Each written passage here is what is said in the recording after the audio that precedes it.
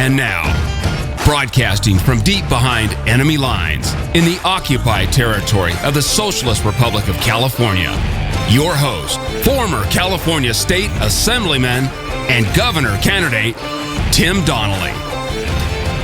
Hello, hello. Welcome to the second to last day of 2015. If it's been a good year, then you might want to hang on tightly for the next 48 hours. If it's been a bad day, you might want to, or a bad year, you might be happy to usher in a new one and let go of 2015. It certainly has been a bad year for freedom. It's been a bad year for those who value their rights, especially in a state like California. And we're going to hold a little contest between now and maybe we'll end it tomorrow just to see what you think is the absolute worst new law that is coming into effect in 2016, because of course, being a Californian,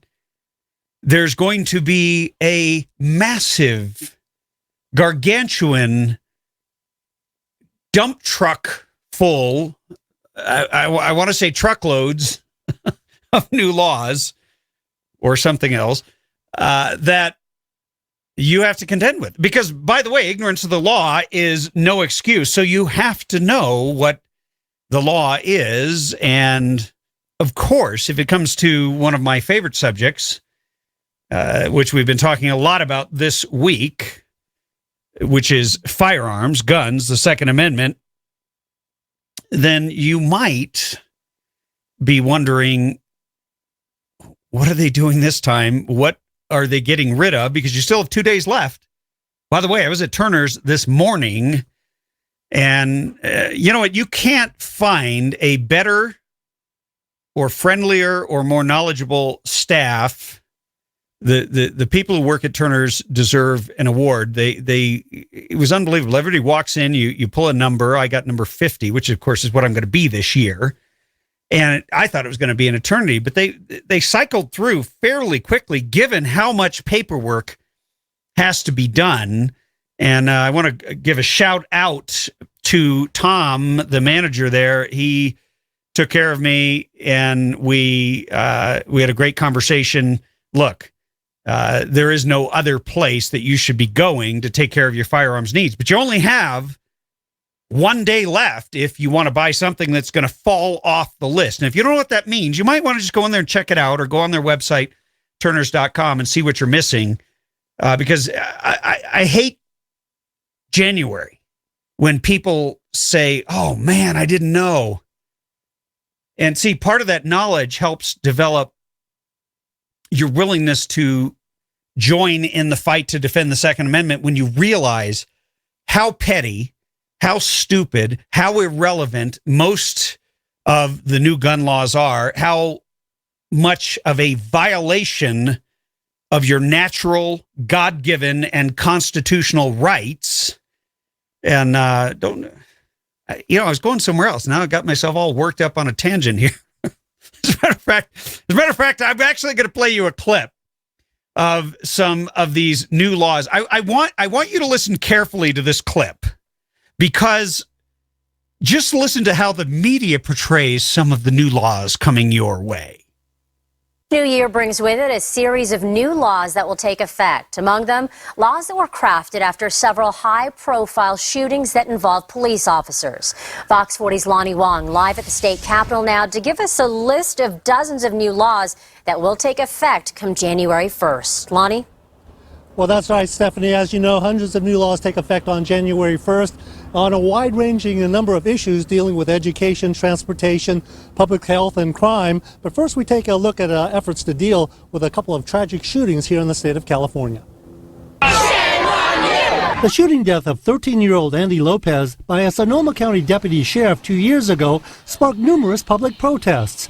The boy was carrying this airsoft gun that shoots plastic pellets, but it resembled the real AK-47. While the incident brought into question police procedure and training, the immediate remedy was a bill that required toy guns to be painted bright colors. It was signed in 2014, but takes effect in 2016.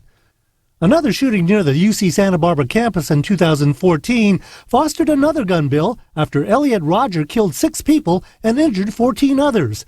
He then engaged in a running gun battle with police before shooting himself. He wrote a manifesto complaining about his love life. A new law in 2016 will allow family members to file a temporary restraining order to prevent a relative from owning guns if they believe there is a risk of a violent act. Another law taking effect in the new year will prohibit guns on school and college campuses. Public safety was also on the minds of lawmakers when they tightened up a school vaccination requirement for students. This after a measles outbreak in Disneyland threatened to cause an epidemic. Schools will begin checking vaccination records for the new school year in the fall of 2016. Next year, passing a high school exit exam will no longer be required to graduate, after it caused an administrative nightmare, preventing qualified students from getting diplomas. And next year, sex education and instruction on consensual sex will not be required for high school students for the most part, placing the burden on parents to opt out of such instruction. And Stephanie, how about this? A new law that seeks to reduce the number of new laws being considered. This one raising the ballot initiative fee from $200 to $2,000. This is after California was forced to circulate an initiative that calls for the execution of gays and lesbians. Of course, that new law designed to reduce the number of obviously frivolous and unconstitutional ballot initiatives being circulated. Reporting live here at the state capitol, Lonnie Wong, Fox 40 News. See, when you listen to that newscast, it all sounds so reasonable. And if you happen to watch the newscast, this was Fox 40 up in Sacramento, and of course they just feed this footage all over the state because not everybody has a chance to go stand in front of the Capitol and, do this little orchestrated hit piece on your rights. And notice, there were no issues brought up. Let's walk through the first example. So they'll show you a kid that was murdered by a police officer because he pulled a gun. Turned out to be a fake gun, but he pulled it on a cop. Okay.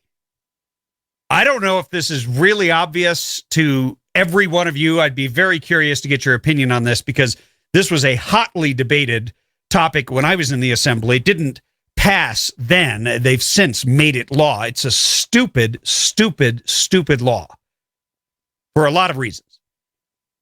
But the number one thing it's not going to do, it won't prevent you from being shot by a cop if you pull a gun on them. The law requires anything that is sort of an airsoft or BB gun, that type of thing. I'm not saying the BB guns are in there. I'll have to look the law up. They were at the time that we were debating it.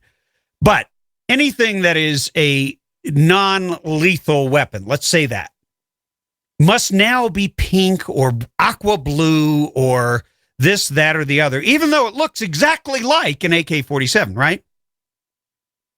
Now, here's my question. What about the fact that gun makers are selling guns that are aqua blue and pink and a whole bunch of other colors that are real? Oh, okay. So if you're an officer and somebody pulls a gun on you and you are going to determine because of the color of it now you have to make another decision in the process of your decision making as to whether or not you're going to go home. And most of us never face this in our daily lives. So I'm sure that if there's any officers out there that want to call in and opine, I would love to get your opinion on this new law too, because how do you factor all that in? And whatever happens to simply telling parents, and doing an education campaign, all they'd have to do is run some PSAs with some kind of a famous actor or a rapper or somebody that kids might actually listen to, a football star, right? You put them on TV and say, hey, by the way, don't pull a gun on cops unless you're a criminal and you're looking to get killed. You could make it funny. You could make it memorable. But in the end, what you're talking about is taking personal responsibility for your actions. And somebody didn't train that kid right. My kids would never pull a gun on a cop. Not a real gun, not a fake gun, because they're not stupid. And they were trained right. Period. End of story. We don't need a new law. I think, and this is my opinion, I'd love to hear yours. We'll be talking about this throughout the show today. But I think this is going to put cops' lives at risk. And I think the Marxist progressives who voted for and championed this are celebrating because blue lives don't matter to them. Only black ones, which is ludicrous because God made all of us. He gave every one of us the gift of life, and human lives should matter. And cops, last time I checked, are human beings. 323-746-TALK. We'll be talking about the new laws. What's the worst one? I'm going to give you a couple to think about. See if they make your top 10. Whatever you do, stay tuned. I am Tim Donnelly, your host, former California State Assemblyman and radio governor here in the state of California. We're going to go straight to the phones and get your opinion. Give me your first name and city, please. Hello? Yes, give me your first name and city. Yes, my name is Jeff in Phelan. Hi, Jeff. How are you? And I'm doing fine. How are you? I am doing fantastic. Looking forward to a new year. Okay, well, let me tell you, when I was about 10 or 12 years old, my father sat me down, and I'm sure he did the same thing with my older brothers. And he said, when you approach a policeman, you put your hands in plain sight. And you say, yes, officer, no, officer. And you keep your hands in plain sight, preferably empty. And if you run from a policeman, he will beat you. And if you pull a gun on a policeman, he will kill you. And it's all pretty simple. And those things stayed with me the rest of my life. I don't have any children, but I'm sure my brothers and my sisters told their children the same thing. And well, also, Jeff, if I happen to paint my Smith & Wesson pink, does that mean they won't shoot me? Yeah, that's the whole point. I mean, you're now entering a whole new variable into a split-second life and death decision. And that decision is based on the actions of the individual who is the perceived threat. And what you talked about, though, when you first started talking about this, you said your dad sat you down, right? And he told you to approach an officer in a certain way. What I would describe that as is respect. And it may not be respect for that individual officer. It's respect for law and for him as a representative of the law. Well, you could call it respect. Some people might call it fear. But the main thing is you'll live a lot longer that way. And also I found never argue with the officer in the field. If you got something to argue about, get his badge number and talk to the watch commander. Because you're going to lose out there, and you just don't really need to make them mad when they're the ones holding the gun and you're all alone. Yeah. But see, in California, when one individual does something this stupid and then pays the ultimate price with his life, this kid pointed a gun at a cop, got shot, got killed, and now we're going to change the law. We're going to change the law based on one fatality, and perhaps the unintended consequence will be many, many more fatalities that are unnecessary.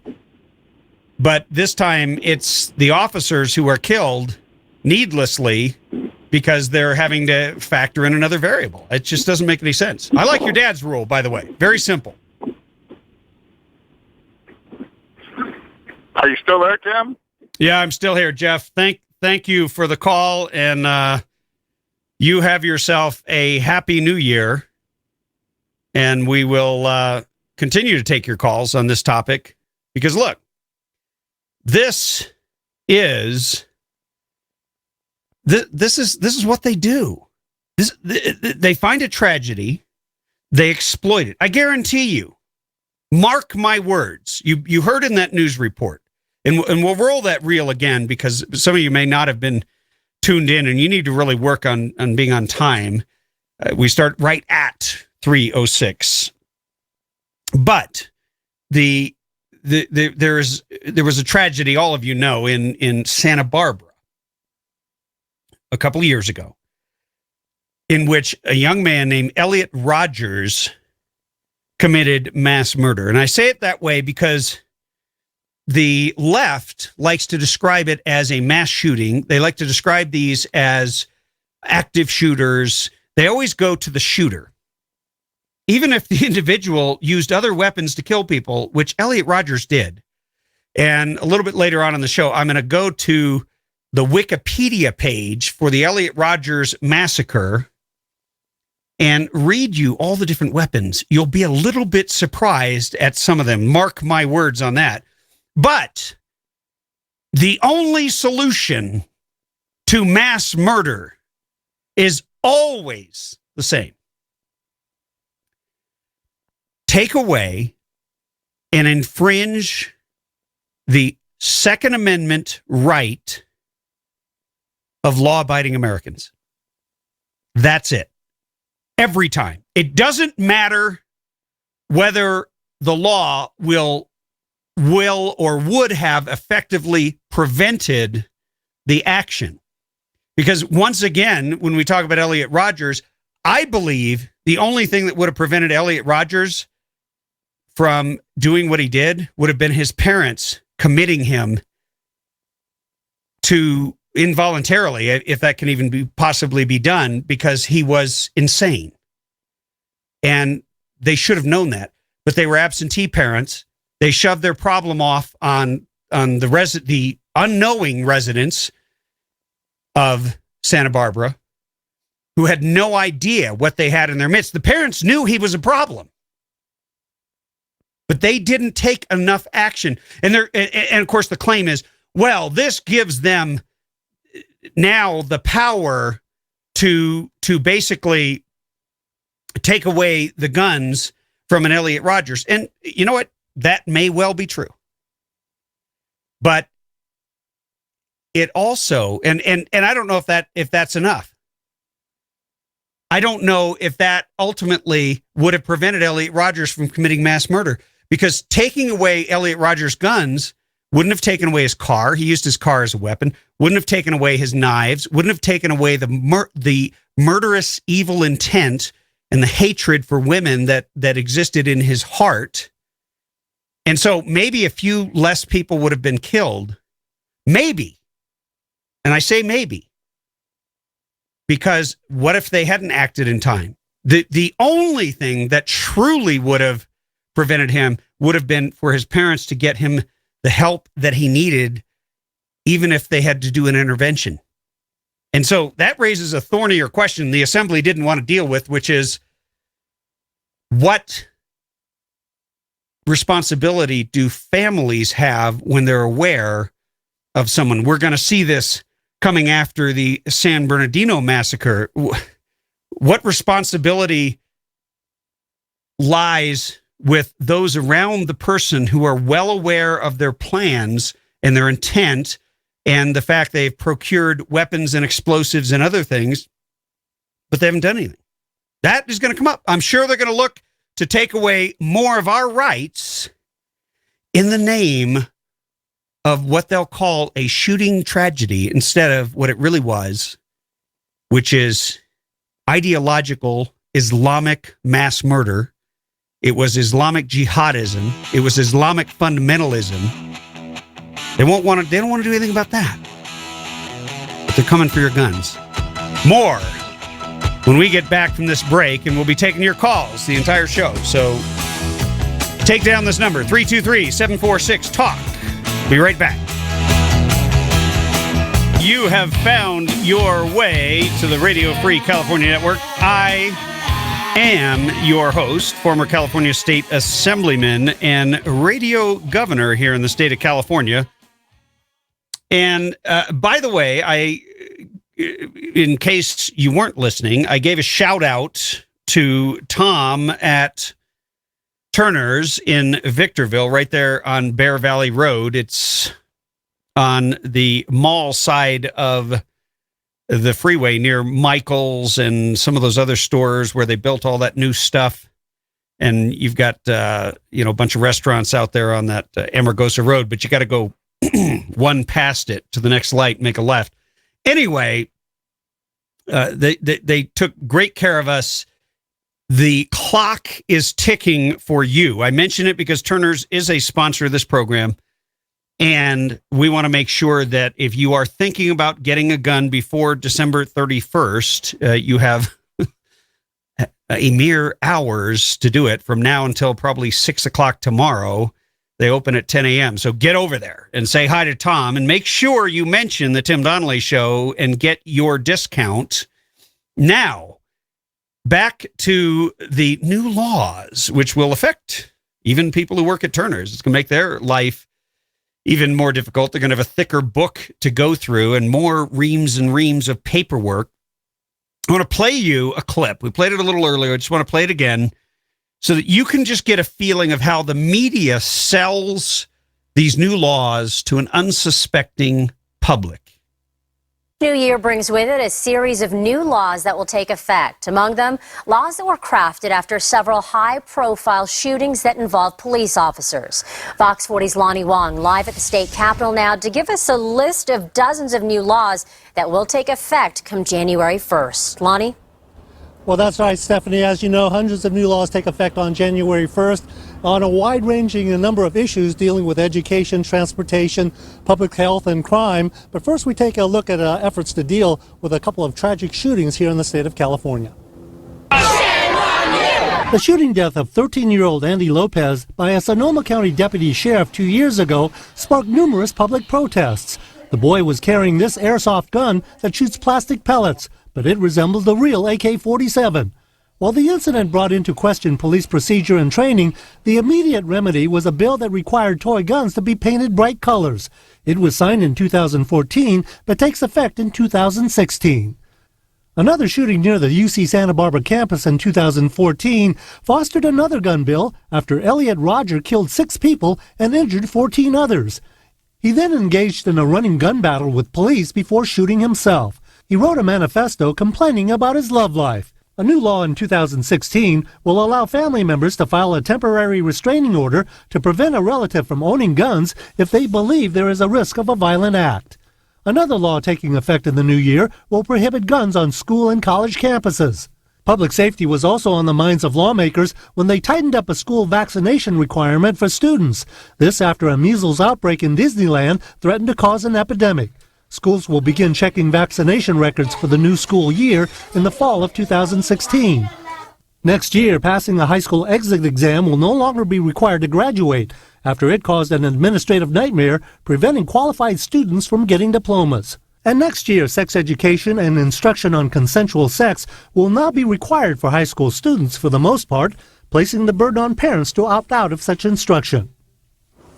And Stephanie, how about this? A new law that seeks to reduce the number of new laws being considered. This one raising the ballot initiative fee from $200 to $2,000. This is after California was forced to circulate an initiative that calls for the execution of gays and lesbians. Of course, that new law designed to reduce the number of obviously frivolous and unconstitutional ballot initiatives being circulated. Reporting live here at the state capitol, Lonnie Wong, Fox 40 News.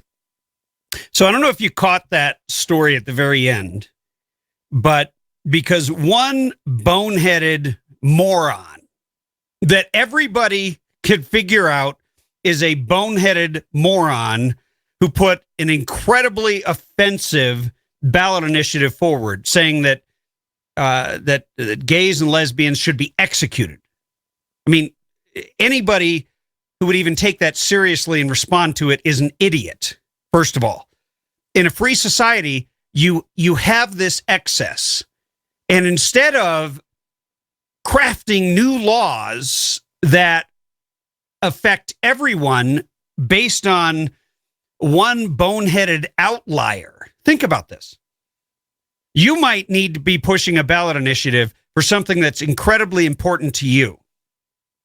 Believe me, I've done this. You heard ad nauseum when I was working on the referendum of the forced vaccination law, also mentioned in that news report, SB 277. And it only cost $200 to file that. That's important because the ballot initiative, the referendum, that process is the people's process. That's how we engage in what's called direct democracy. We sort of bypass the whole republic thing when our elected officials don't represent us and we go represent ourselves. It's kind of like going out and being your own lawyer to an extent.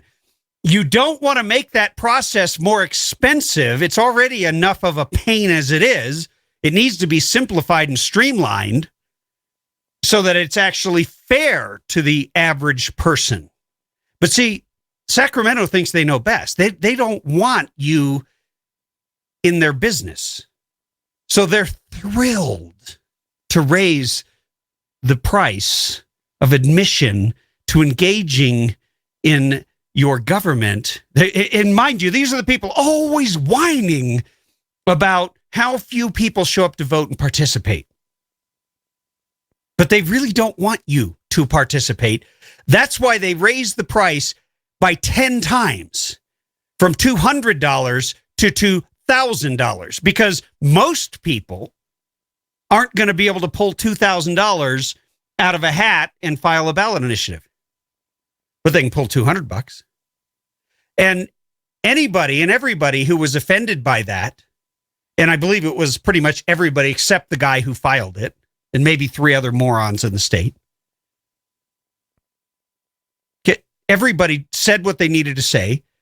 They publicly shamed him and anyone who might agree with him. And that's an important part of our society. But no, Sacramento wants to protect you from even being offended. But really, that's not their goal. Their goal is just to shut the people up.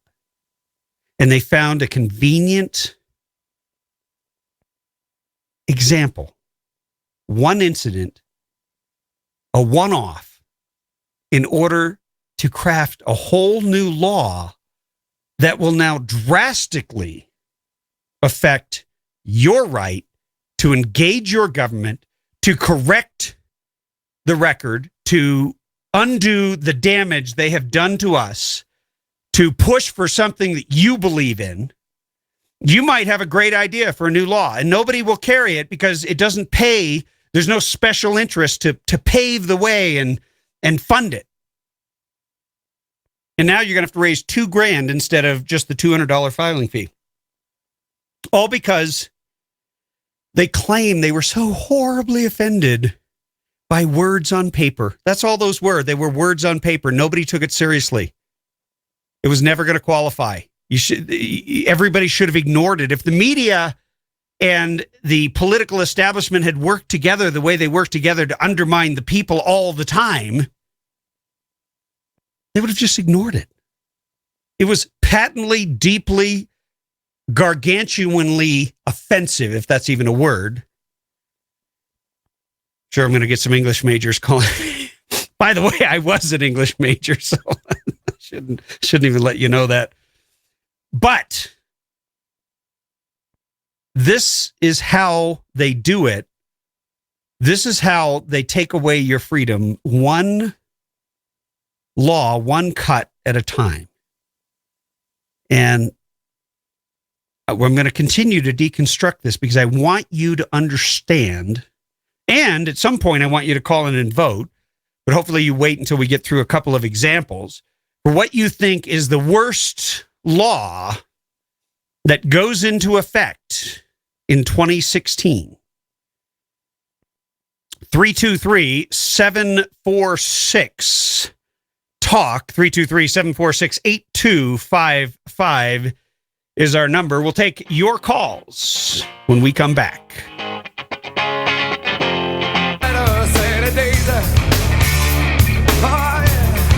323-746 TALK, that's our number.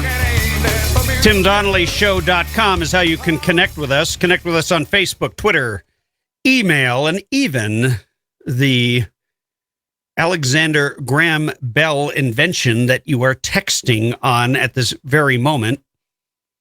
And here's one thing we're wondering.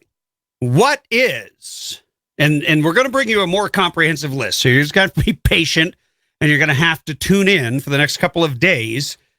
What's the worst law that has been or will be in effect in 2016? We've gone through two of them. One requires all airsoft and other recreational non-lethal gun manufacturers. When I was on the floor of the assembly giving a speech on this, I might have said toy guns, and oh my gosh, you should have seen the lobbyist for the BB gun industry was apoplectic. She came to my office outraged that I would call them toy guns and brought me a correction. I forget what I'm supposed to call them, but the non-lethal, non-real guns all have to be painted in outrageous colors. Now, I don't know if the law contains specific colors like aquamarine and fuchsia and certain shades of pink, but not red. I remember when of course all the tips of any of these fake guns had to be bright orange. So does the cop have to stop and freeze and go, okay, is that color on the list of toy guns? Can I shoot, or do I have to wait and see if they actually kill me first? I mean, that's the kind of insanity, all because a young boy, 13 years old, pointed a gun at a cop and the cop killed him. And I'm sure the cop didn't want to kill him. I'm sure that police officer is devastated, just like the family. But he had to make a decision. And this is not always,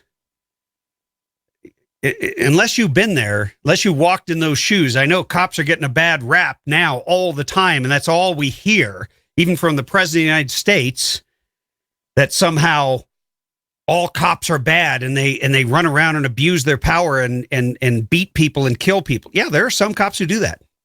And they should be held to the strictest and toughest standards of the law, period. I have no tolerance for that. But I also have no tolerance for stupidity and adding law after law after law after law. And that's what they're doing here. And we're going to continue to break it down. But right now, go to the phones. Mike in Wrightwood. Mike, welcome to the show. Hey, man. Thanks. First of all, they are toy guns. I mean, I got a couple of them. I mean, I have one that actually looks so much like an M4, weighs like an M4. It's used for training and stuff in some places as an M4, but it's still an air rifle. It's a toy gun. And it's kind of hilarious that they're talking about colors, because the first thing I did when I got mine was paint the pink or orange tip black, so it didn't look like that. Hey, you probably just broke the law, like Mike. You might not want to say that on the air. They're going to have the toy gun police beating a path to your door. Yeah, well, when Laurel and Hardy show up with, the Three Stooges, I'll worry about it, because that's basically what we've turned our government into. But, I mean, I use my guns because I use them as soldiers' crosses at memorials. So, I mean, I buy them, and if they have it and they're like that, I make them look real, just because, first of all, I use the airsoft ones and the toy ones because we have a system where if I put a real one out there, they would probably go nuts and freak out and want to charge me with something. So I give, everybody wants to see what a cross looks like or wants to pay their respects. So I do it that way. And if they paint it pink, I'll paint it black. If you paint it red, I'll paint it black. You can do whatever you want and pass whatever stupid laws you want. People are going to do whatever they're going to do. And just wasting time on these stupid crimes when we have people out there that want to kill us, that are going to use everything in the world. And for 2 weeks now, I have really been getting into the Quran, getting into other things, and terrorism and stuff like that. And when you start talking about these laws they're coming up with, I'm just really wondering if our politicians are really paying attention to the world, or if they just live in this little tiny box. And no, let me help you with that, Mike. Mike, let me help you with that, because I can answer that. having been on the inside, and I was never a politician, I chose to be a patriot. That's why I'm not in office, because I ran for governor to try to save this state. I put everything on the line, and I wound up back in the private sector. But here's the thing. They have a little club, and it's a clique. And if you're not a member of it, then you're on the outside. But if you are a member of it, then they have people who every day give you the ideas that you're supposed to push. They tell you what a genius you are at all times, and they make certain that you never really communicate with people outside of that. And I'm going to mention Trey Gowdy's endorsement of Marco Rubio. I'll get into that later and explain the ins and outs, but that's part of that disease. Right. Well, you know, and another thing that they're doing too is on these drones, because I just got one of those drones that has a camera, does 20 to 50 miles an hour, goes 500 feet up in the air, and I went to register it, and it says I got to put this little number on there. I'll tell you what, if you can see the number on my drone, you're good. I mean, you're beyond good, because there's no way that you're going to see my drone, you know, little 6-digit number from the ground, and you're not going to see it from below when I'm dropping it down. I mean, I don't have a problem with registering these drones, but I thought they had a better way. They were going to try to figure out how to track them, or at least serial numbers or something where, you know, somebody just doesn't paint numbers on them. But They're not even issued stickers. They're telling you use a permanent marker and write your number on it. And technically what the law says is your number has to be put on there. Okay, well, a smart butt like me is going to put that number on there real small. Did you have to pay a fee? No, what it is you got to pay $5, and then they reimburse you the $5 as long as you do it in the next 30 days. And after that, it's going to be free, or it's going to be $5 on the 30th or something next month. It's never going to be free, Mike. Right. Well, they'll use it to raise money. I'm sure. They'll use it as a way to raise money. Oh yeah, but it's going to be more expensive. This is just for 3 years, and after that, then we'll see what it goes to. But then it's also hey, Mike, thanks. Rules. You can't fly above people or anything else. So, thanks for the call. Have a happy New Year. If I don't talk to you, my friend, we got to take a break, and we'll be right back after these messages. Hey, if you are just joining us, you have missed out on the first hour of the Radio Free California Network, but I am still your host, Tim Donnelly, former California State Assemblyman and radio governor here in the state of California, which is in a state of disarray and constantly the government is constantly working to infringe our rights and take away our freedoms. I don't know why. I say I don't know why, but I do. It's a great industry for them. The more laws they pass, the more regulations that are promulgated from the laws they pass, and regulations are often crafted at the unelected board level, where you have all these boards and commissions, which are largely appointed by either the governor, the speaker, or the president pro tem of the state senate. And those regulations have a simple requirement, just like plants need water. Regulations need a regulator, or in California, an army of regulators, especially if those regulators can be forced and coerced to join a union or invited to join a public sector union where they collectively bargain to take more money out of your pocket if you're not in a union. Well, it doesn't matter if you're in a union or not, but they want to take more money out of the taxpayers' coffers, out of the taxpayers' pockets. And then, in addition to the dues that they pay, they take money and they use it to legally bribe politicians to increase the number of laws and therefore the number of regulations so that there will be a need for more regulators. And it never ends. It's funny. You see companies, they increase the size of their workforce or they decrease the size of their workforce depending on market conditions. meaning the age-old economic rule, supply and demand. You right now in the railroad industry, you have some downsizing going on because, of course, Obama is trying to outlaw coal, and coal is largely transported, exclusively almost, by rail. It's the cheapest, smartest way to do it. You rail it out to the ports, and then it's put on board a ship or something. But it's such a heavy, bulky, what is the commodity, that is the only intelligent and efficient way in order to do that. You also have seen that done with oil to some extent because of the lack of a pipeline held up once again by the Marxist progressives, and yet now that the domestic oil industry is it's suffering some woes. Let me just say that there is some good news in that department. We're going to have a guy on next week, if we can get him, Stephen Moore of the Enterprise Institute, who gave a great presentation on that. As a matter of fact, the oil industry is the only one throughout the entire Obama years, that maybe the gun industry, that have done really, really well in spite of all the ups and downs, and are responsible largely for most of the job creation, surprisingly. At any rate, I digress here. The new laws that you're going to hear about, you're going to hear all kinds of stories, heartbreaking stories about why this new law was needed. But see, they won't tell you the real consequence. So I started out by giving you the story, or a little framework. I said I would get back to it, and I'm going to keep my word here. Excuse me. The Elliot Rodgers 2014 Isla Vista killings. That's what the title is in the Wikipedia.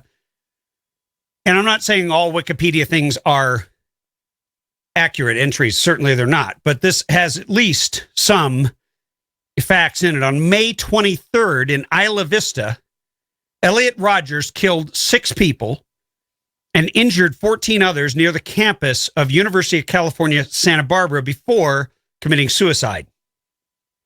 Now, I want you to listen very carefully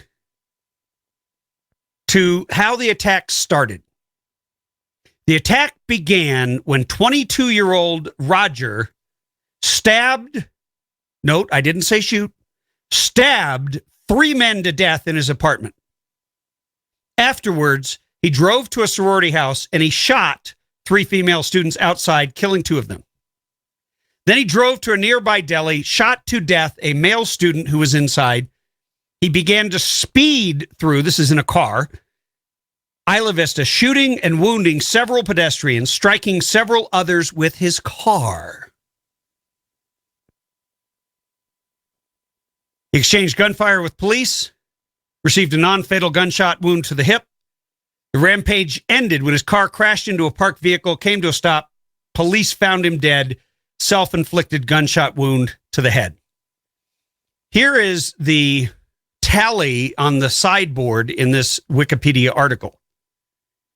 The attack type was called a spree-killing, murder-suicide, drive-by shooting. Okay. Stabbing, vehicular assault. Weapons: 2 knives, a Glock 34 handgun, 2 Sig Sauer P226 handguns, and a BMW 328i coupe. Now, there has been no attempt to confiscate cars from people or knives from people like Elliot Rodgers. Only guns. And I say that because the solution was a law that was debated. It was put forth by Nancy Skinner of Berkeley. I believe it was called AB 1014, if I'm not mistaken. And They call it gun violence restraining orders, but it's really confiscation of guns. The police may confiscate your guns without notice, meaning, what does that mean? That means without due process. Your rights can be rescinded and taken away without due process. Without due process. See, to me, that's unconstitutional. To me, regardless of the severity or the urgency or the feelings of the people,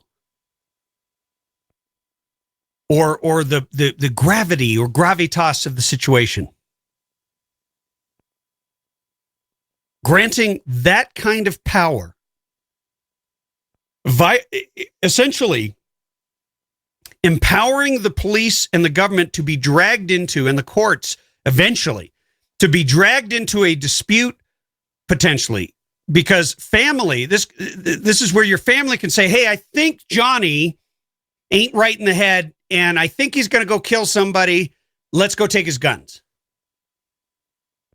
Okay. Why can't you have a hearing?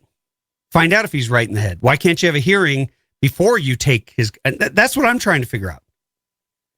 Why doesn't the left trust the judicial process to do the right thing and come up with the right solution? Because that could have been something that could have happened. If you believe somebody is going to commit a violent crime, you could actually go to the authorities, and the authorities could do something. But the solution, I believe, is a transfer of power that belongs to the people over to the government, and this is based on fear. All gun control laws are based on irrational fear and a distrust of the people.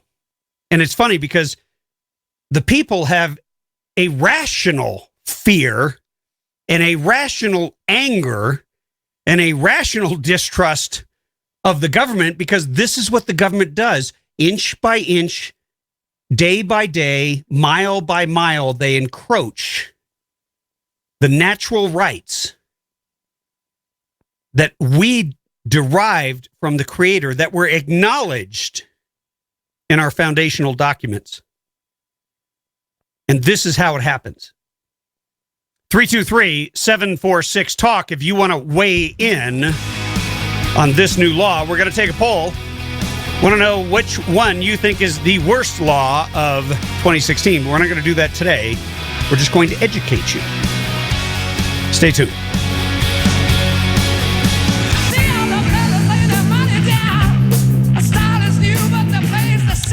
Hey, welcome back.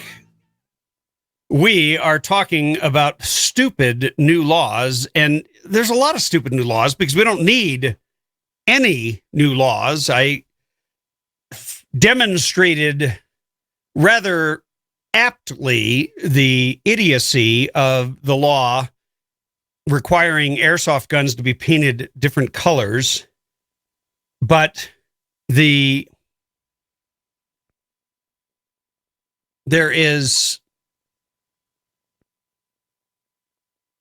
are so many. It's hard to keep up.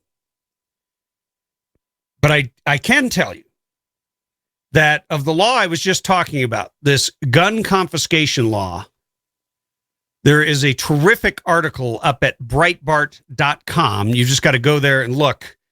The title is New Law Police may confiscate guns without notice starting January 1st.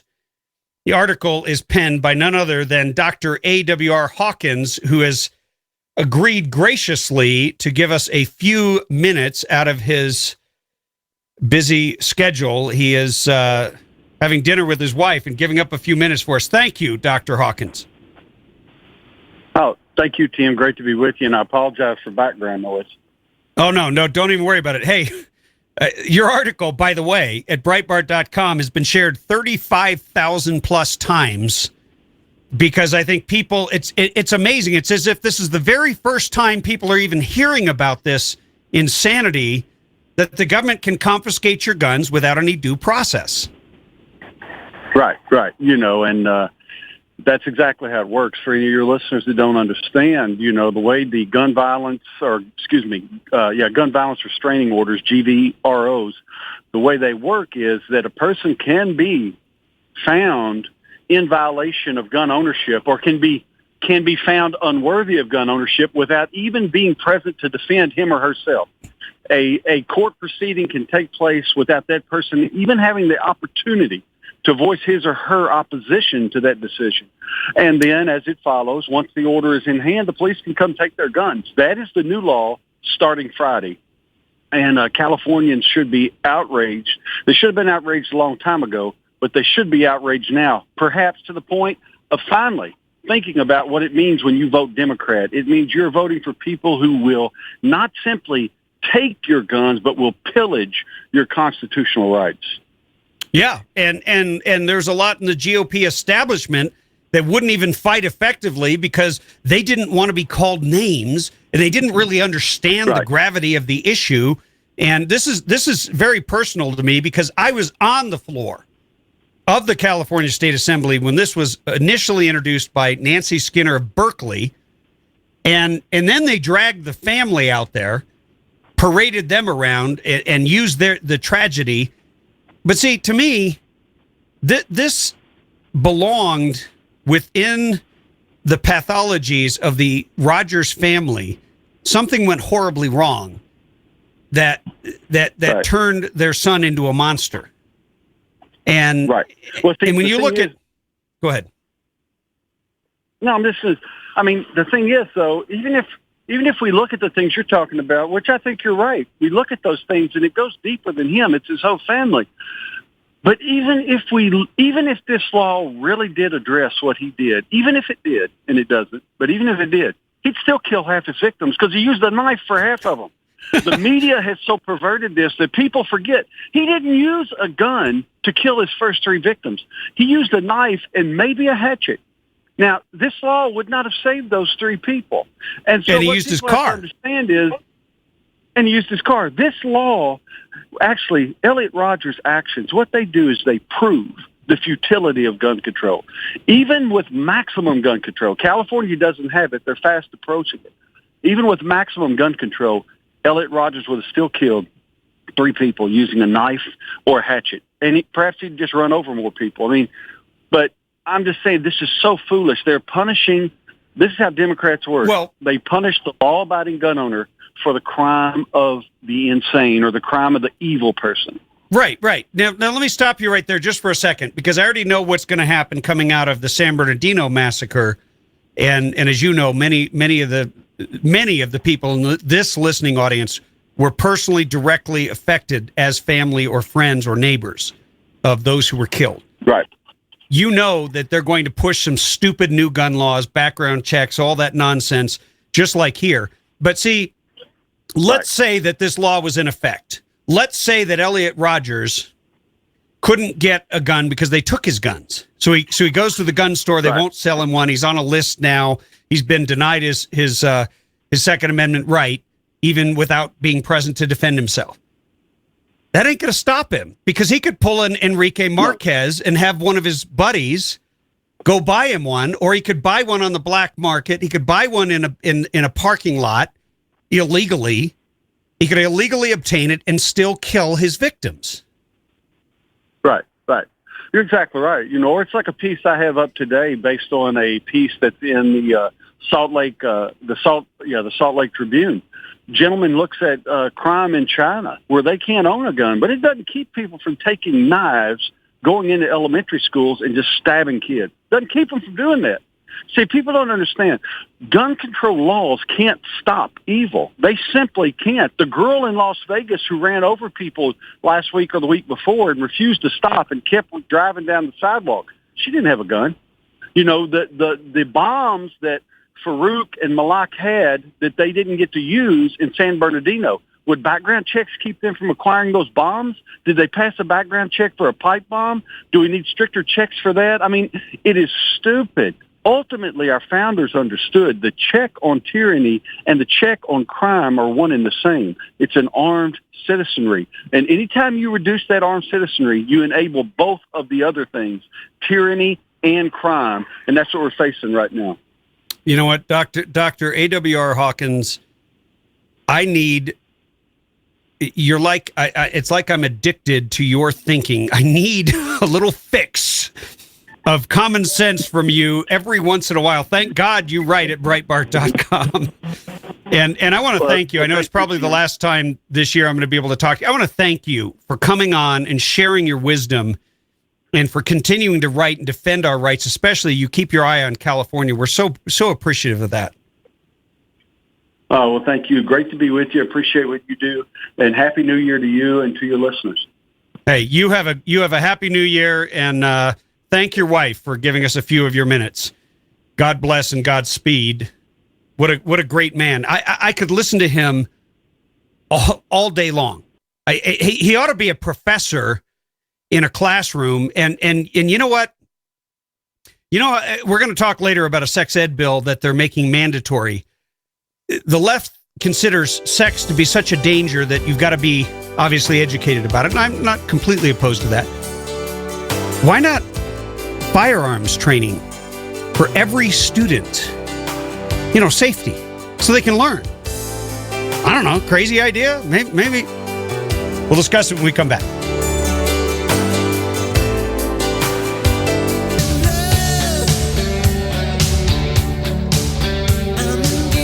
California leading the nation in violating your rights, especially when it pertains to the Second Amendment.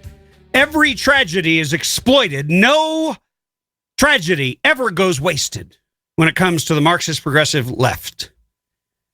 Anything that happens is fair game for a new law, even if, here's the kicker, even if the new law won't do a damn thing to prevent the tragedy from happening. As evidenced by my short conversation, but you know what, if you ever read Dr. A.W.R. Hawkins' posts, his articles on Breitbart, the man is infamous for brevity. He is absolutely, and of course, brevity is the soul of wit. There's a great deal of wisdom in his writing, and it's simple and it's aggressive, and he goes after the truth because he does the research. He doesn't need to put a lot of flowery words or opinion into it. And you heard it. The first 3 victims of Elliot Rogers were killed with a knife. They are not looking to confiscate his knives. So he still would have killed 3. Then he took his BMW 328i coupe and ran down some people, injured half a dozen people, whatever it is, just like that woman who, by the way, there's a story out today, was high on pot. She was over the legal limit for pot. And I don't know how that factored in. I thought when people smoke pot, they got mellow and chill and wanting to, eat a bunch of junk food and vegetate. I don't know. Tells you what I know about that, because like our former president, I did not inhale, at least haven't in a long time. I did try it in college, and I did inhale then. I have not anytime since then or anytime lately, even though I have to admit curiosity about what the big deal is. And you don't hear of a lot of crimes being committed when people are high on pot, more so, harder drugs that addict people in a way that drives them literally insane to the point where they commit violent acts to get more of the drug that has taken over their brain, I would say are more associated with crime. But be that as it may, the car, an automobile, is, of course, can, in the hands of an individual who is deranged or out of their minds or in an altered state, can be a weapon. even though it's not intended to be a weapon. Now, firearms are intended to be used for training, for hunting, for sport, and hunting. Of course, you're obtaining food, which is an important thing. But there's also sport clays. There's all kinds of games you can play. And also, obviously, and the primary focus of it for the vast majority of people is self-defense. They want to be able to defend their lives from some person who has assaulted them. Assault meaning meaning threatening them, meaning coming at them with deadly force in intent to do harm. But see, the government in California, they're not trying to ban cars.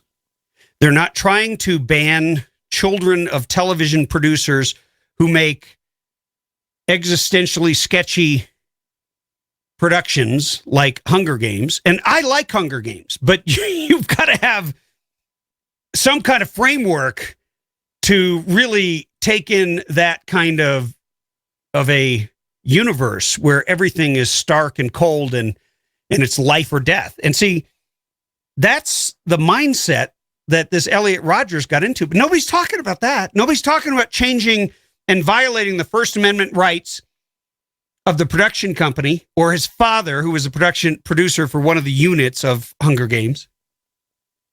Nobody's after that. Nobody's talking about how they could have intersected him and maybe forced him to get help. And see, all of those, when you get into those kinds of solutions, you always have to balance the need for public safety, the need to protect the public and society at large, with the potential violation of individual rights. And see, there was no balance when it came to the confiscation law that they came up with. There's no due process. You have no chance to defend yourself. And that's where I drew the line. Also on the idea that the government is now convicting you of a crime and punishing you by taking away your Second Amendment right without you being able to answer for it at all. So you are guilty and punished before you ever do anything. And that is a complete, utter violation of modern codified rule of law, which started, well, I forget the document, but whatever, that's more of an academic point. But the point is, this is the stuff of science fiction. This is the stuff of Tom Cruise movies where the government gets into your brain and can read your thought waves and decide you're a criminal and you're going to commit a crime, therefore they incarcerate you. They arrest you, deprive you of your freedom, and incarcerate you. That is where this particular law is headed. And of course, there are many, many, many more that will continue down this path. And, I'm curious what we're going to see come out of the San Bernardino massacre. I know some numbskull, some lily-livered Marxist, lily-livered leftist, that's a little more illiterate, some government knows best devotee is going to come up with some kind of law to save us from ourselves. The only problem is that laws only become obstacles and impediments to the law abiding. They don't affect those who are in a mental state of murder. See, there's only one way to stop someone who is in a mental state of murder and who is evidencing that by trying to then carry that out.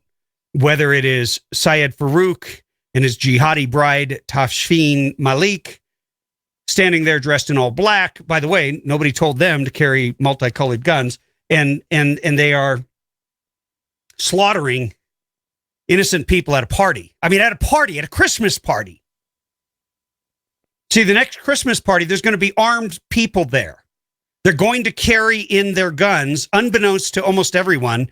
And should something like that happen, they're going to end the threat. That I can assure you. They're going to destroy and annihilate the annihilator. They're going to force whoever thought they were going to get away with mass murder with no confrontation. They're going to force that person to confront equal and perhaps even better firepower. And in the end, the evil will be put down. I like to use the term that way rather than say they will be murdered, because it won't be murder. They will be put down the way you put down a rabid dog. And see, that brings me to another law that I'll get into after this break, because the threat is not just Islamic jihadism. It is the other side, the garden variety, crazy sicko who decides he just wants to go on a mass murdering spree in schools. And the government passed a law about that. I'll tell you all about it when we get back. But I'm going to warn you right now, you're not going to like it. 323-746-TALK if you want to call in when you hear the music on the return. Hey, we're talking about stupid laws, stupid new laws here in California that are coming into effect on Friday, January 1st. I can't believe that January 1st is the start of the year that hopefully turns this entire government around, and that we get someone in there who will clean house, kick ass, and take names. Because I think we're all ready for that. But the government is not done with you yet. And if you believe that something should be done about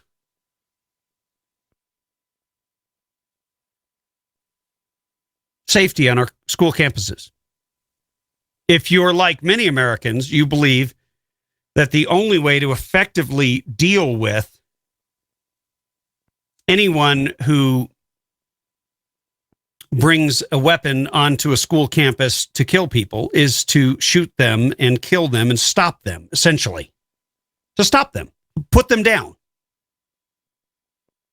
And the only way for that to happen, for there to be a point of impact, is if you have armed officers on scene who are trained, of course, and that's a financial impracticability. It's largely due to the California Teachers Union, which extracts so much money out of our budget, and yet they never seem to have enough to go around because they're continually pushing for better pay, better benefits, until our teachers are better paid than anyone pretty much in the entire country.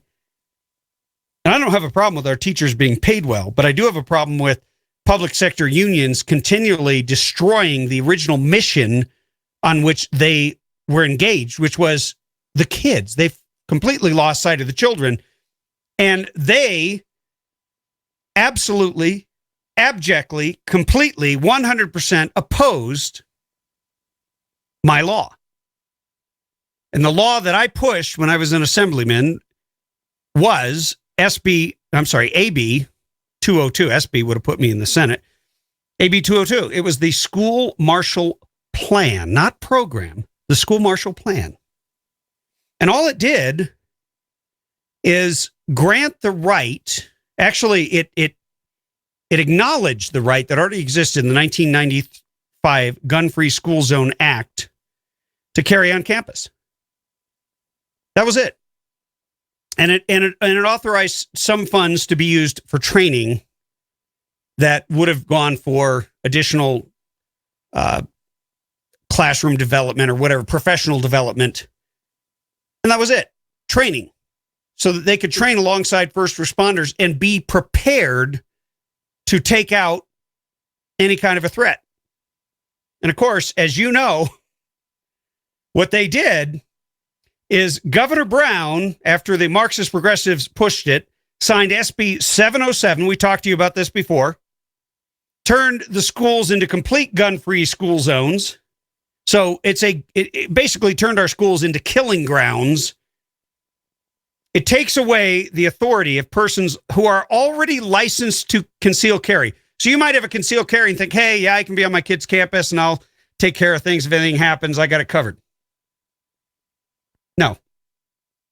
You are no longer allowed to conceal carry, and I believe it's a felony if they catch you. So if you play the hero and save the day, too bad for you. You're screwed. And you're going to get in trouble. Anyway, I'm going to the phones here. First name and city, please. Mark from Phelan. Hey, Mark, how are you? I'm just saying that every day at about 4:50, 4:40, they reduce the power so much I can't ever hear you anymore. Well, I know that's just part of this time of the year. Nothing I can do about that. Did you have a comment? Okay. Shoot, I had it, but I forgot it. I'll talk to you later. Hey, you Bye. have a happy New Year. I'm going to go to John in North Carolina. John, welcome to the show. Hey, Tim, how you doing? I am doing great. I'm looking forward to the new year, but a little bit of trepidation with all these new laws. Yeah, well, yeah, that's what I'm getting at here, and I'm having a little bit of fun with it. But should I be thinking that California is kind of getting schlonged here? I think I'm onto something. I do not recall. And as a matter of fact, John, I am deeply offended on behalf of my wife, who did not get schlonged. I made sure of that. Okay, that's good. I don't know. Anyhow, I'm just sitting here laughing with myself. But anyhow, you spin this, you whip it around, and you come out with a big old nothing, like with the cars and the guns and the butcher knives and a golf club and a ball bat, whatever. My thing is, I think you just touched on it there. If they're going to have these gun-free zones, whether it be a parking lot, a movie theater, federal buildings, that kind of thing, I understand. But I think that's what they have to have. It's just like the Christmas party. If people aren't able to carry their own weapons in there and protect themselves, they need bodyguards, they need police, they need... Well, I'm going to flip it, John. I'm going to flip it because I liked where you were going, but I want to say this. If you want to create an absolute gun-free zone and you can't keep it gun-free, meaning you can't keep the crazed killer from coming in and shooting my kid or my neighbor or whatever, then we get to sue your ass and throw you in jail for being a fraud and a liar because it ain't a gun-free zone. It's a killing zone is what it really is. It's a gun-free zone for law-abiding citizens.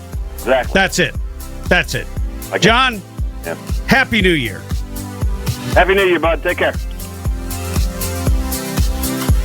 And we will be right back. Stay tuned.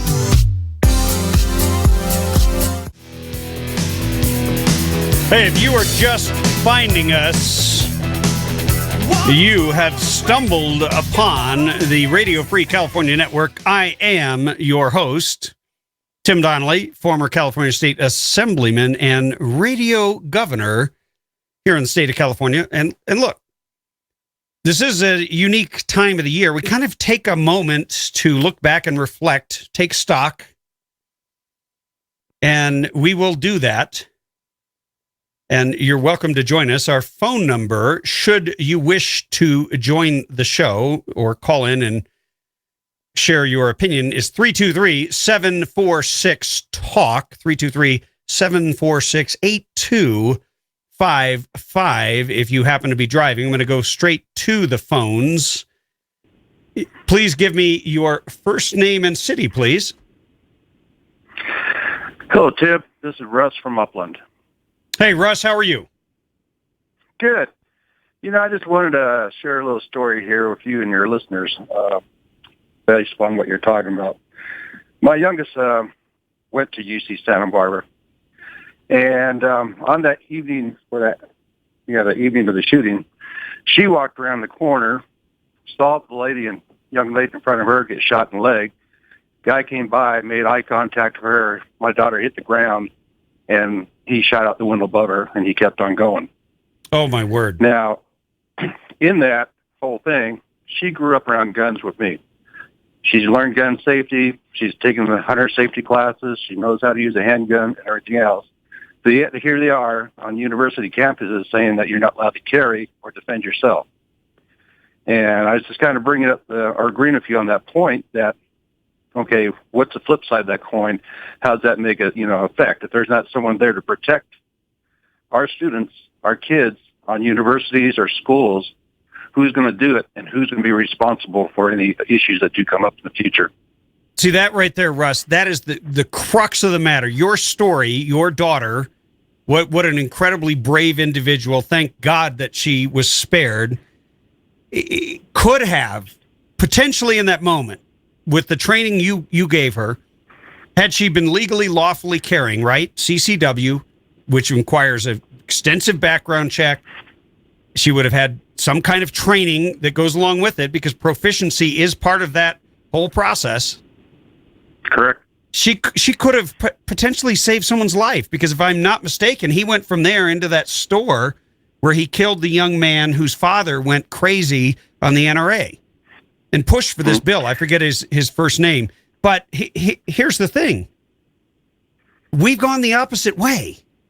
If your daughter gets a CCW, goes through all the training, and carries on that campus, if it is right, UC, she right, is UC now right because that law SB 707 covers K through college. So if she were to carry, and if she had killed the killer, she might be going to jail on a felony. Right. And that actually did occur off campus, but still, they're basing that whole law based upon what happened, what happened right there in Isla Vista, which is actually a little community next to the campus where all the students live. Right.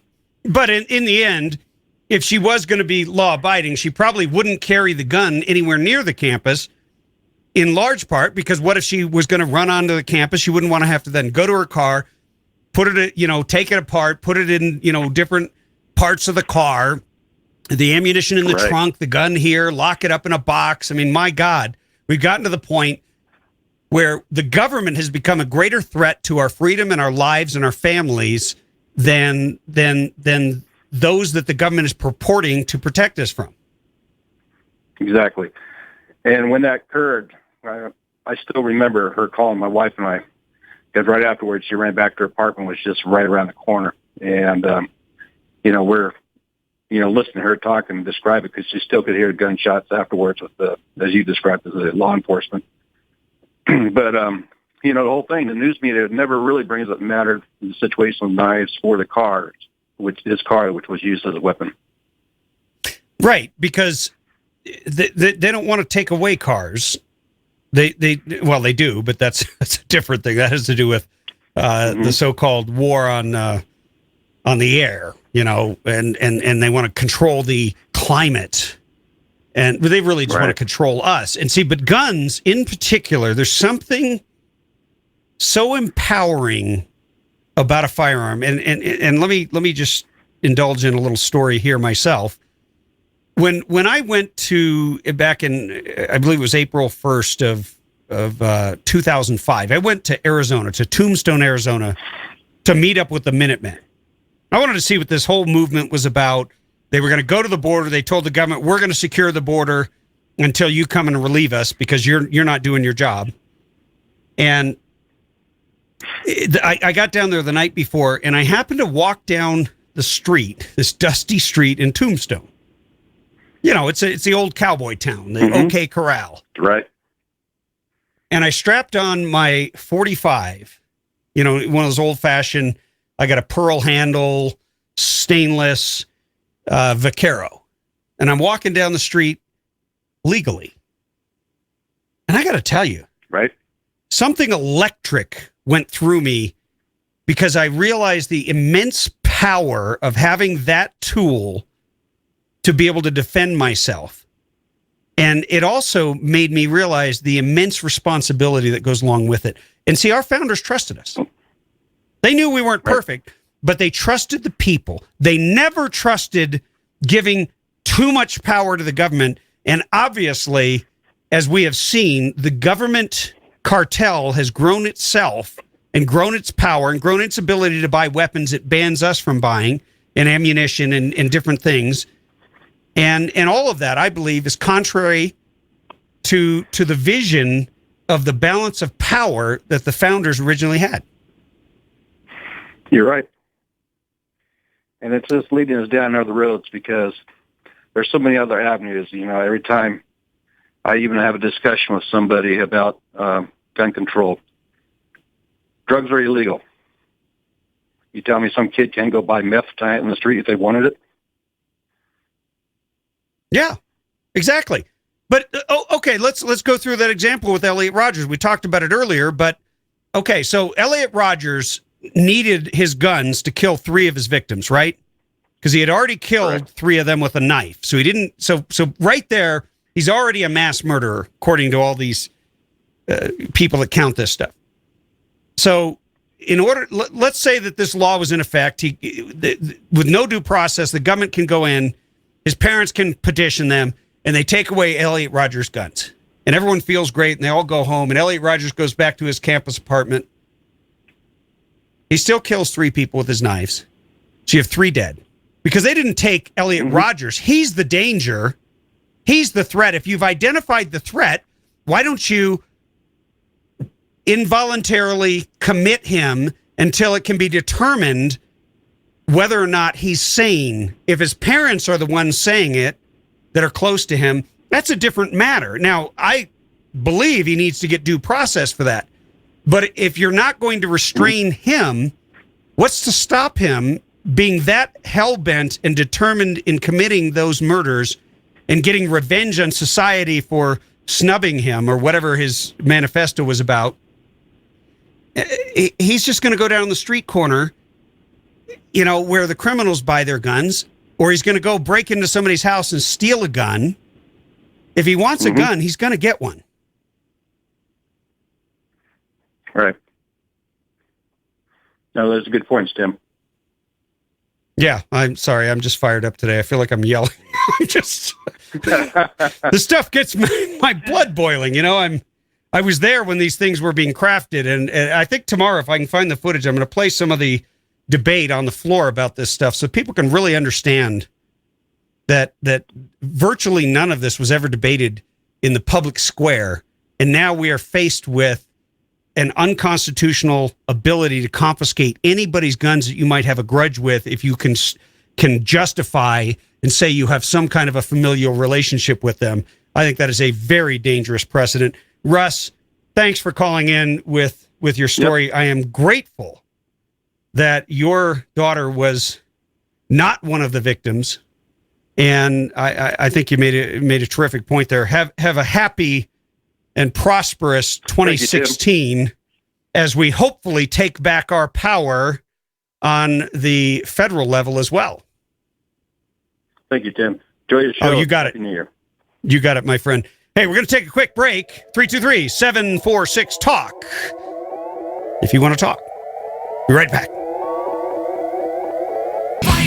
See, the real question, the real point is not just to talk about what's wrong. We're here to talk about how it got there and what we can do about it.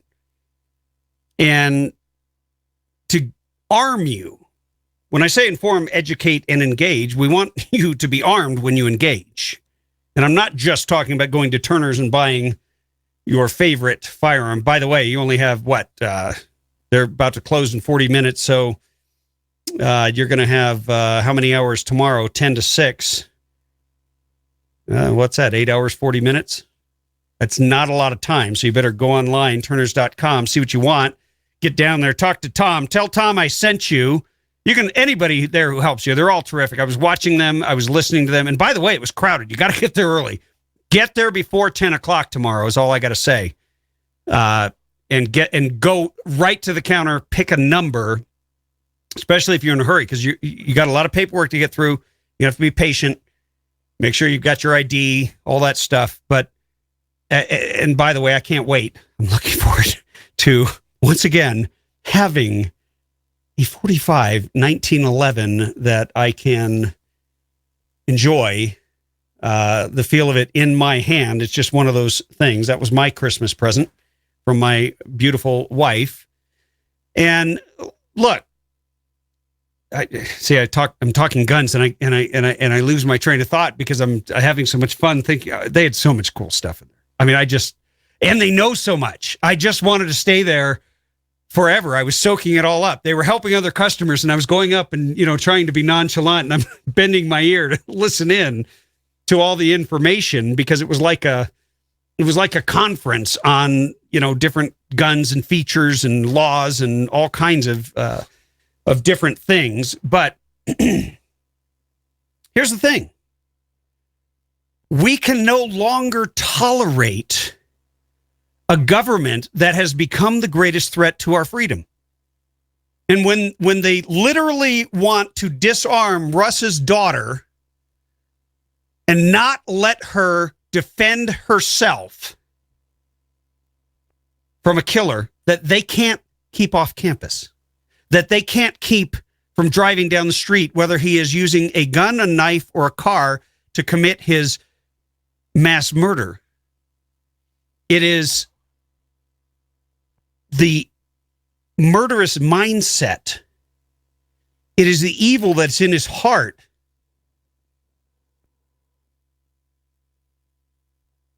that laws can't touch and laws can't fix. You cannot legislate away evil. Only God can cure that. His parents couldn't. His parents didn't know what to do. His parents dropped the ball. He should have been in a mental institution, force incarcerated somehow by his parents in an intervention. I don't know all the ins and outs of that.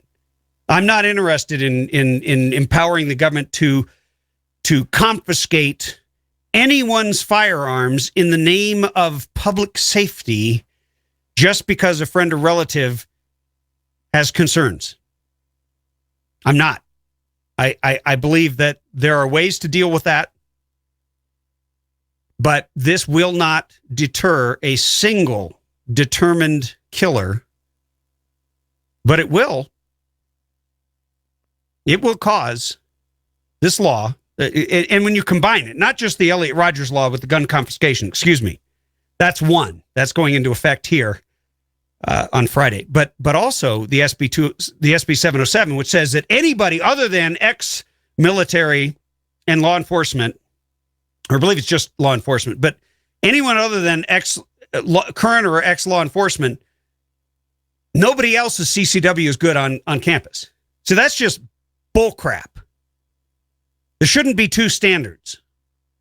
Bottom line, if you're good enough to get a CCW, then you are equal in terms of your right to defend your life to anyone else, period. I'm not saying you have the same training. I'm not equivocating law enforcement to civilians. I'm just saying that if you restrict the community that is able to defend the community, that's stupidity. It is not only stupidity, it's negligence. SB 707 is a negligent law pushed by Lois Wolk, another brain-dead zombie out of the Santa Barbara area, who's gone on to Congress doing her damage there.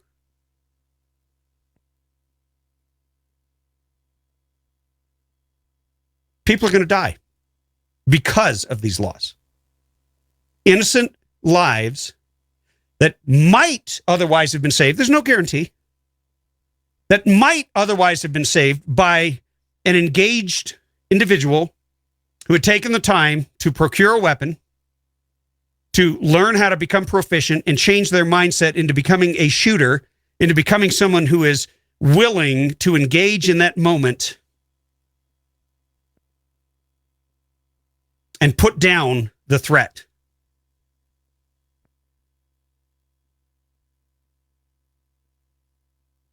SB 707 is a deterrent to those lifesavers.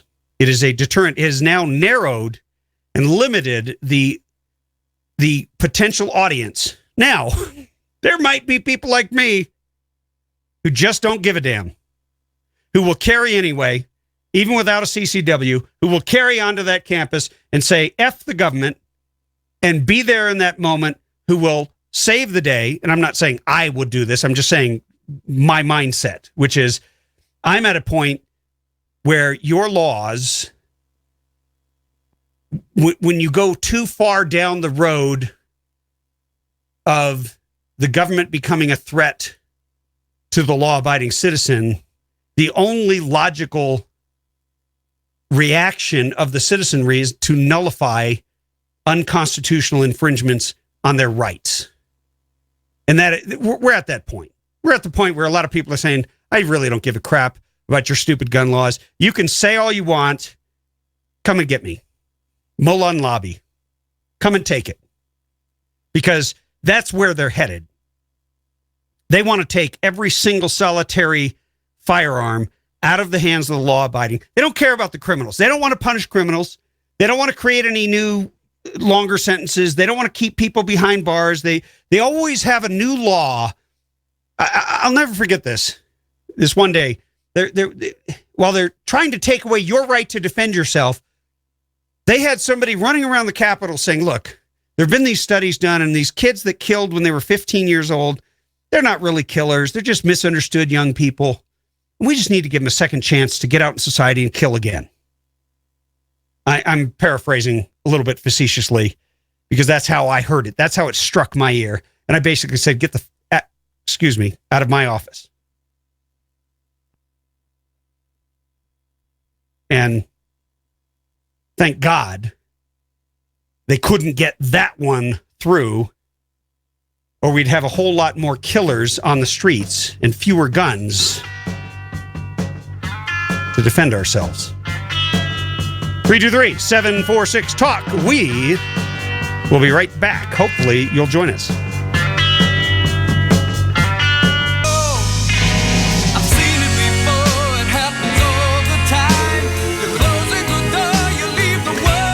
Hey, we're going to move away from guns for a second. I know. Groan. Love talking about guns. By the way, if you are going to Turner's and getting a gun, make sure you get a flyer. They got the flyers there for the January 16th event. We still have the link up at timdonnellyshow.com. I'm going to put it up. I'm going to put up the actual interview on my Facebook. I just haven't got a chance to do it.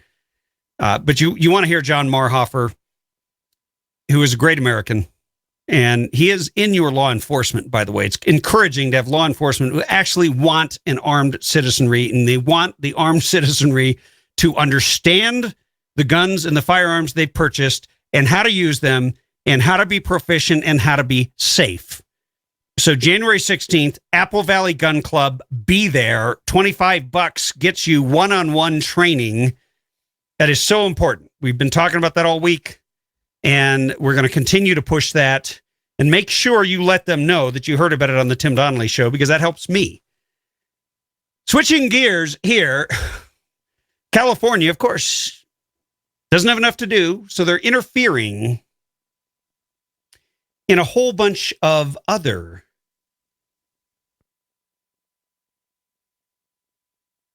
areas of our lives.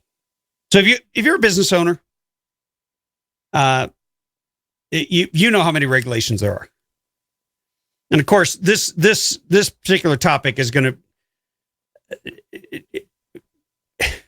it brings out the worst in everyone, it seems like, and that's equal pay. So in theory, having the government force every business to pay everyone equally if they're male or female. And it sounds good in theory. It's kind of comical because when you look at the equal pay warrior in the presidential election, that's Hillary Clinton, I am a woman, hear me roar. She is notorious for having paid her staffers who are female 72 cents on the dollar for every male. And see, here's the little dirty little secret behind all that. People are generally paid based on what they were paid before and what they negotiate. I know that sounds really cold. If you are a member of a union, you probably get paid more than you deserve. You probably get paid more than you're worth because they're out there pushing and pushing and pushing, and they have a big membership and they can bribe elected officials if you're in a public sector union, and they can demand whatever pay they want, and they usually get it. Then they bribe more elected officials to keep it all in place. It's a big shell game. But in the real world, there's something called the marketplace. And your goal should always be to get paid as much as the market will bear. Period. Doesn't matter what your gender is. It matters whether you're good at what you do and whether you can get that. Now, you may go to your potential employer and say, look, I want to make, you could be Patricia Arquette, who is the one who is, the actress. I won't say anything about her acting ability. I've actually kind of enjoyed her work, so I'm not going to lie. She's decent at what she does, and I have no problem with her getting paid whatever she can get paid. But she wants the government to come in and set it for the rest of us, because this will never apply to Hollywood. It just won't. There's no way they could actually make it stick in Hollywood. Because you have someone, remember we brought you that segment with Will Smith, arguably one of the highest paid, hardest working actors in Hollywood, who studied his craft, made it his goal to succeed massively. And so you're going to tell me that California's DA is going to go to Warner Brothers or Disney or any of the MGM or any of these big studios. Now Netflix, Netflix is now a studio. I don't know if you know that. They don't just deliver content. They're actually making movies. And my friend Rob Schneider's show is on there. We're going to get him on. He had double booked himself, but he's definitely agreed to come on. But here's the thing: is California's DA Kamala Harris right now? She's going to go over to the head of Disney, say, "Hey, by the way, you got to pay Patricia Arquette or trying to think of a female lead. Okay, Angelina Jolie." Exactly the same as you pay Will Smith. Does that make any sense? No.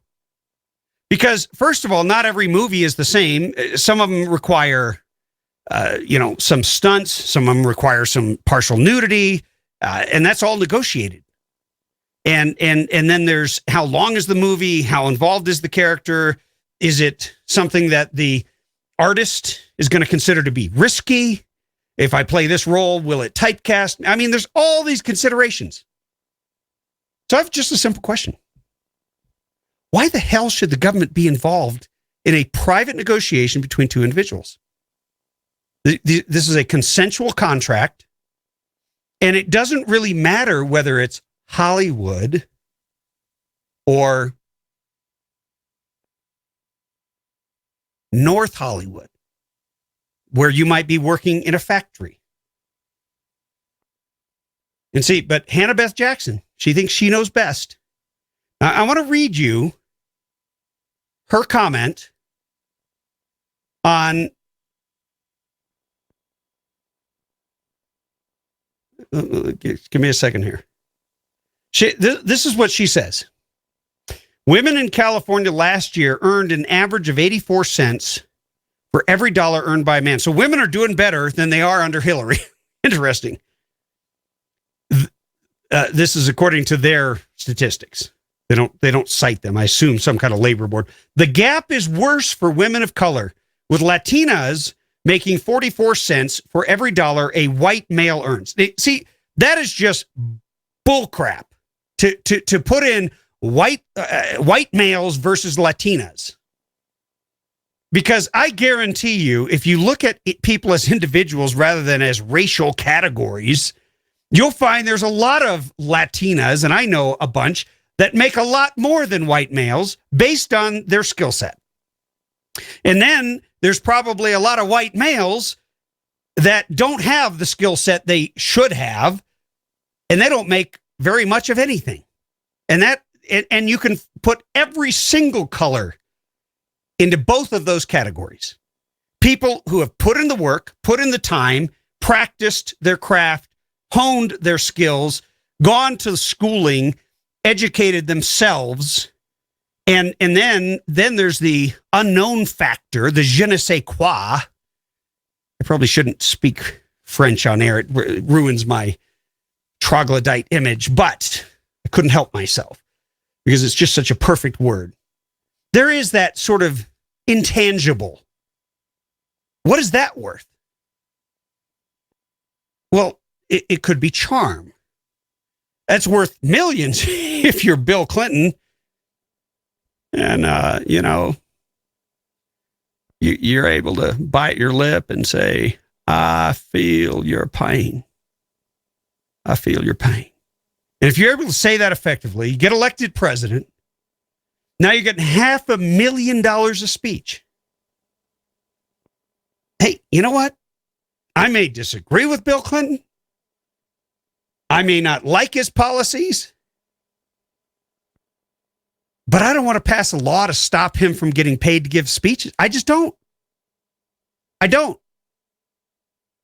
And this bill, in my estimation, is unnecessary and intrusive, unenforceable. But what it's going to be one more reason for businesses to leave California, because you're going to have lawyers abuse this law. They're going to abuse well-meaning employers. And the bottom line is, if you're an employer, which I didn't get into this part, you want to hire people for as little as possible. There's a reason for that.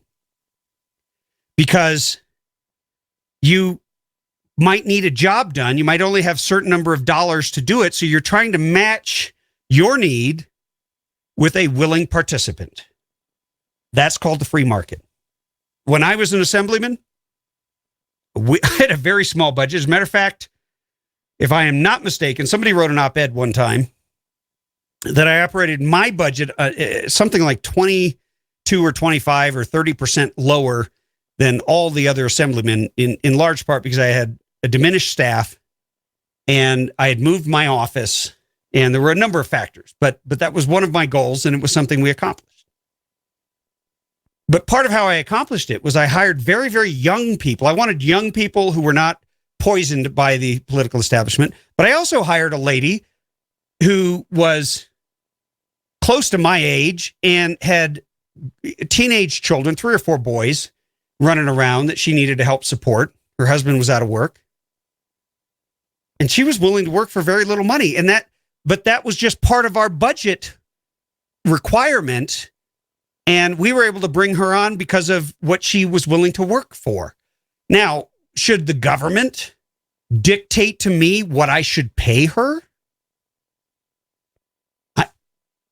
I just think that ultimately, once again, is one more area where we should let individuals negotiate for themselves, agree to what they agree to. If they don't like it, they can break their contract, they can walk away, they can duke it out in court. We have lots of different avenues to address this. We don't need an unenforceable nightmare of a law to give potential employers and revenue creators, that's tax dollars, to our coffers here in California, one more reason to leave. It's just, this is nuts. I know it's not as sexy as the guns, but I'm going to take a quick break, and I'm going to play you a clip from Patricia Arquette when we get back. I forgot all about that. Be right back. So Obama is enjoying his vacation in Hawaii. He's at a luau while 19 levees are at risk of being breached by record-setting floodwaters in the constitutional U.S. in the Midwest. Well, he didn't care. You know, he left town. He's taking care. He intends to do more damage when he gets back. But before the break, I was talking to you about this equal pay law. It's a disaster of a law. I don't even know how they're going to enforce it. It's going to require all kinds of new regulators. Of course, we're going to have to steal more money from your pockets in order to pay those regulators, and then they will have union dues confiscated from them, and then that will be used to legally bribe more idiot politicians like Senator Hannah Beth Jackson, excuse me, of the Santa Barbara area, who came up with this brain trust of a law. But listen to this interview with Patricia Arquette. Academy Award-winning actress Patricia Arquette is joining forces with state lawmakers to promote equal pay for women. A new law takes effect January 1st, which the authors call the strongest equal pay law in the country. Eyewitness News reporter Annabelle Munoz tells us what the new law will mean for California women. When Patricia Arquette won an Oscar for her role as a single mother in the film Boyhood, she used the stage to address wage inequality. Equal means equal, and the truth is the older women get, the less money they make. And because of that moment, the world was listening, and we heard you. Today, Arquette joined legislators, including State Senator Hannah Beth Jackson, who authored Senate Bill 358. It requires equal pay for the same work and for substantially similar work. This means not just that a male nurse can't earn more than a female nurse unless there is a legitimate job-related reason for that pay difference, but also that a janitor can't make more than a housekeeper or maid. I'm very excited for the women of California and their children and families that maybe they'll actually start being paid fairly. According to the organization Equal Rights Advocates, in 2013, a woman in California working full-time made 84 cents for every dollar a man earned. African American women make 64 cents, and Latinas experienced the largest Latino wage gap in the country at 44 cents. It's scandalous, especially with the seventh largest economy in the world. That means these are wages that are being lost. Supporters of the bill say it will also address what they call the #1 reason for pay discrimination. We know that pay secrecy is the #1 reason that pay discrimination persists. Employee contracts where you're prohibited from discussing compensation with your colleagues. That will no longer be the case starting on January 1st. Under the law, employees will be able to file a complaint with the Division of Labor Standards Enforcement or a civil complaint with the Superior Court. I gotta stop Annabelle Munoz, ABC 7 Eyewitness News. The part of that was the most laughable and the most comical was the whole notion of pay secrecy. You see, when I was in the assembly, the people running the assembly, running the legislature, okay, assembly and state senate, didn't want to release their pay. It was publicly known, but they didn't want to release any details of their budget and what they paid their staff and what they spent all their money on, and when they and also the newspapers wanted their calendars so they could see when they met with lobbyists and then time that to when they got campaign contributions. So you have a lobbyist come in your office, and then 2 days later, you're getting a max contribution to your campaign account, and there's a connection. Well, they fought tooth and nail. They came and asked us. I got a phone call from a newspaper in my district, said, we'd like this information. I said, sure, and we gave it to them. And it was Republicans and Democrats that were outraged that we would actually tell the people the truth. Now they're running around like they always do, pretending to be the saviors when they're actually the hypocrites. So when they give you those statistics, they're never telling you that is not for equal work, by the way. The 44 cents for Latina women versus white males is not for equal work. That is just a statistic they pulled out of a hat and made it sound like it's devastating when, in fact, you could have the vast majority of white males doing a certain type of work and Latina females in the bulk doing a different type of work. After all, we're told we need illegal immigration so people can come here and pick our fruit and make the beds and do a lot of the, what do you call it, unskilled labor. Well, you don't get paid a lot for unskilled labor. Anyway, we're out of time. We'll be back tomorrow. Thanks to Sean McNeil, my chief engineer, all of our sponsors, Turners, and you. God bless you and Godspeed. Tim Donnelly Show, out.